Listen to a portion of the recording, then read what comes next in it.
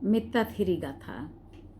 मित्ताथिरी भिक्षुणी होने से पहले एक बहुत ही श्रद्धावान उपासिका थी, लेकिन उनकी श्रद्धा सत्य की प्रति नहीं थी।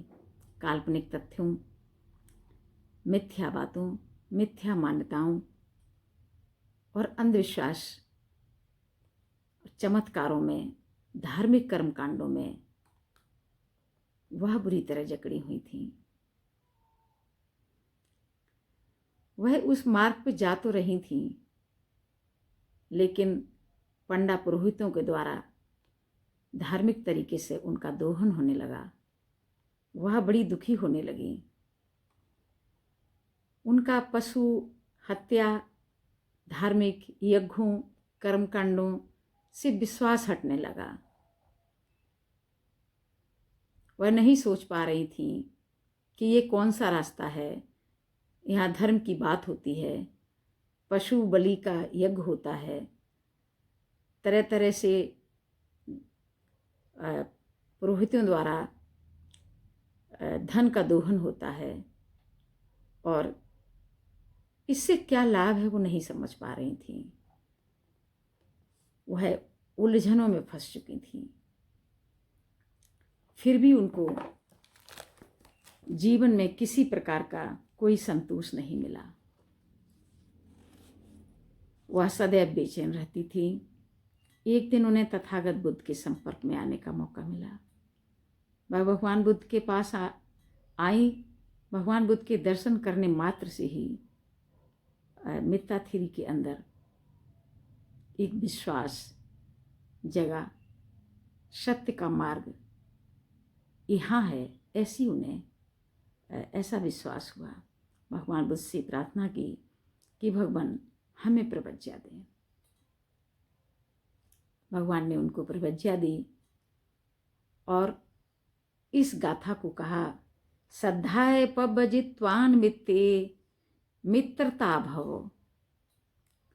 श्रद्धाए पवजित्वान मित्ते मित्रता भव, भावे ही कुशले धम्मे योगक्षेमस्पत्याति। हे भिक्षुणी मित्ता, तुमने श्रद्धा से इस प्रवज्ञा को ग्रहण किया है। अब तुम मैत्री भावना में लग जाओ। जो भी दुश्मन हो, जो भी तुम्हें अब तक आपको लग रहे थे कि ये मेरा दोहन कर रहे हैं, जो रिश्तेदार हों, जो भी आपके जानने वाले हों, सबके प्रति मित्रता की भावना में लग जाओ। मैत्री का भाव जागृत करो। भगवान ने कहा, हे भिक्षुणी मित्ता, श्रद्धा भाव से तुमने प्रवज्ञा ग्रहण की है, मैत्री भावना में लग जाओ। सभी प्रकार के बंधनों से मुक्त होकर निर्वाण की प्राप्ति के लिए तुम साधना करो। मित्ताथिरी साधना करते हुए